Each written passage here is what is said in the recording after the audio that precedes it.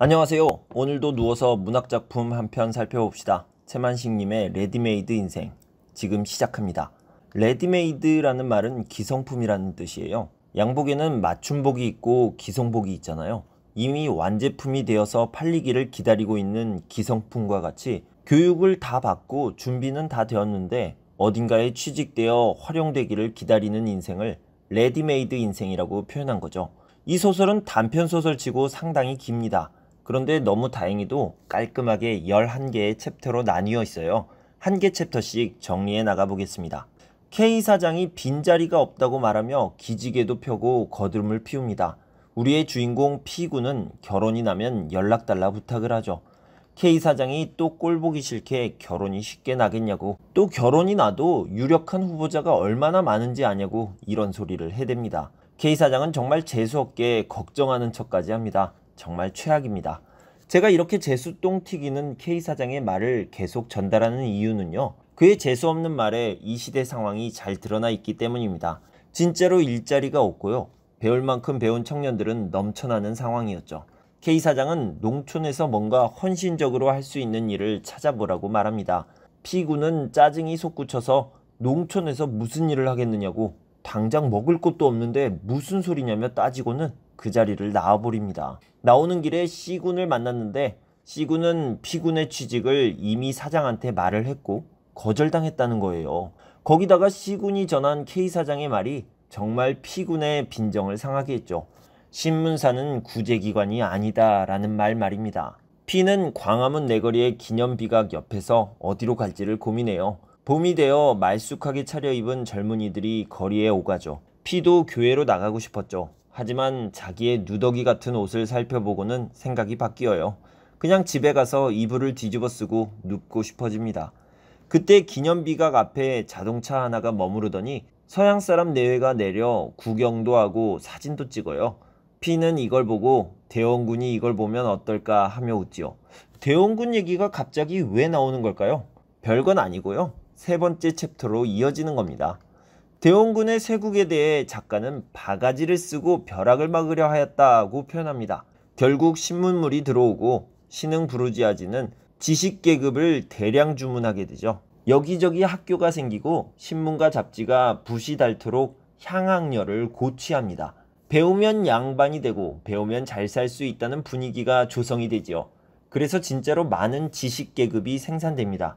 인텔리라고 하죠. 하지만 이미 모든 부르지아지의 기관은 포화 상태가 되었고요. 그렇게 대량 생산된 인텔리들은 오갈 데 없게 됩니다. 먹을 게 없어서 인텔리 신분으로 노동자가 되어보기도 하지만 99%는 다시 튀어나오지요. 많은 인텔리는 초상집에 주인 없는 개들이 되어버렸습니다.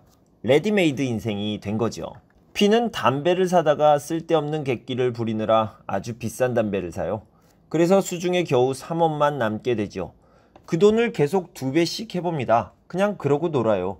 그렇게 놀다 보면 일반 직장인 월급 4, 50원, 5, 60원이 우습게 느껴지죠. 물론 누가 30원만 준다 하면 줄인 개가 고기를 본 듯 달려가겠지만 그냥 그런 배포를 부려보는 거죠. P는 집에 들어가는 게 참 걱정돼요. 돈은 없는데 집주인 노파에게 방세 시달릴 일이 걱정되는 거죠. 방세랑 전기불 값이 2달치 밀렸어요. 집에 들어가니 주인 노파가 찾아오죠. 그러더니 방세를 독촉하는 것에 앞서 편지를 한 장 내밀죠. P는 편지를 읽고 나서 박박 찢어버려요. P에게는 아들이 하나 있죠. 이혼할 때 아내가 데려가겠다는 걸 빼앗아서 시골에 사는 형에게 맡겼죠. 형도 아주 가난하지만 자기가 어떻게 못하니까 그렇게 한 거지요. 그런데 그 형에게 편지가 온 겁니다. 형이 보낸 편지에는 P의 아들 창선이를 서울에 보내겠다는 내용이 담겨 있었죠. 학교를 꼭 보내야 한다는 내용은 없었지만 그런 의미로 해석이 됩니다. P는 형의 그런 생각이 안이 꼽고 원망스럽습니다. 집주인 노파가 편지를 전해주고는 무슨 걱정이 있냐는 둥, 방세가 마련되었냐는 둥, 가난이 문제라는 둥, 자기가 죽겠다는 둥, 이런 얘기를 끝도 없이 하고 있는데 마침 P의 친구들이 찾아와요. M과 H지요. M은 경제학을, H는 법학을 공부했던 사람이에요. 셋 다 아무짝에도 쓸모없는 인텔리가 되었죠. 그 셋은 H를 졸라서 법률책을 전당포에 맡기고 돈을 만들어요. 그 돈으로 1차로 카페에서 술을 자정까지 마셨고요. 이 차는 어떤 초가집으로 가죠. 여자 끼고 술 마시는 곳인 것 같아요. P가 그곳에서 한 여자와 자게 되었는데 그 여자는 빚이 80원이 있다는 겁니다. 그 빚을 갚아주고 자기를 데려가 달라고 하죠. 그것도 안 된다면 오늘 밤 자기와 자고 50전, 아니 20전이라도 주고 가라고 합니다. P는 역겹다는 생각이 들어요. 그래서 가진 돈을 방바닥에다 내던지고 그 자리를 빠져나옵니다. P는 대단한 순결의식을 가진 남자는 아니었어요. 14살에 장가를 갔고 동경 유학 가서 딴 여자와 살림도 했고요. 그 후에도 여자 2~3명과 정을 나눈 적도 있죠. 하지만 유곽에서 잠자리를 한 적은 없어요. 그냥 자기만의 이상한 습관 같은 거였죠. 궤벽이랄까요?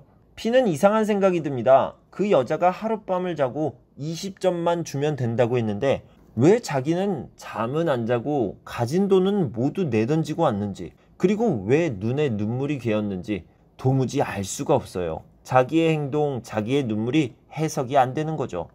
P의 고뇌는 계속됩니다. 그 여자에 대한 고뇌인 거죠. 어떤 여자는 정조를 목숨보다 귀히 여기죠. 그래서 정조를 잃으면 목숨을 끊기도 해요. 그런데 그런 정조를 20전에 팔겠다는 여자는 멀쩡하게 눈 뜨고 살아있죠. 설명이 잘 안 되네요. 또 반대로 생각해 볼 수도 있죠. 20전에 정조를 파는 그 여자가 아무렇지도 않게 잘 살고 있는데 그깟 정조, 20전짜리 정조를 잃었다고 목숨을 함부로 끊는 그 여자는 또 어떻게 설명할까요? P는 자기가 이런 많은 생각을 하고 있는 사이에 그 여자는 그냥 꿈이 좋더니 정말로 땡 잡았구나 하며 자기가 내던진 3원을 들고 기뻐하고 있을 거란 생각을 하죠. 그 3원이 자기 여윳돈도 아니고요. 당장의 생활비니 이건 뭐 장님이 눈병 앓는 사람 걱정한 것과 같다는 생각을 하고요. 1934년에 기적이 생겼어요. 그건 P가 굶어 죽지 않았다는 거지요. 일주일 동안 벌이도 없었고 구걸도 안 했는데 그냥 좀 야위기만 했을 뿐 멀쩡하게 살아있다는 것. 그게 기적인 거죠. P는 그날 정오 때 전보를 받죠. 아들 창선이가 온다는 겁니다. P는 급하게 돈을 구하러 다녀요. 그렇게 하루 종일 돈을 구해서 저녁 무렵에는 15원이 됩니다. 아들과 살 준비를 하는 거죠. 냄비, 양재기, 숟갈 등의 살림 나부랭이를 사고요. 그리고 인쇄소를 찾아갑니다.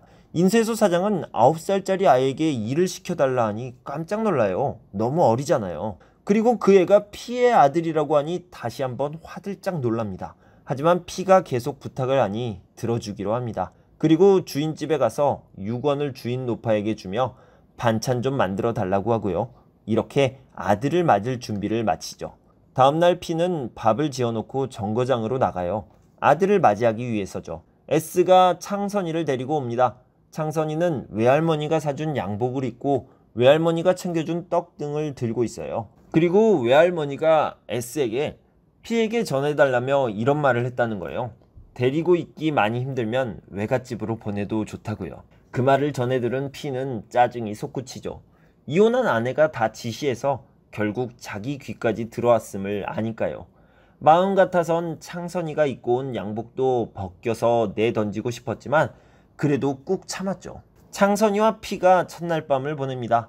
아이는 아랫목에서 삭삭 잠을 자고 있고요. 아버지 P는 그것을 바라봅니다. 다음날 아침 P는 창선이를 데리고 인쇄소에 가요.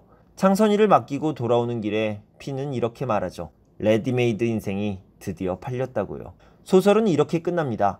1930년대 무능한 인텔리의 모습을 그린 이 작품, 주인공 P의 무력감이 고스란히 전해지는 이 소설은 1934년 신동아를 통해 발표되었습니다. 감사합니다.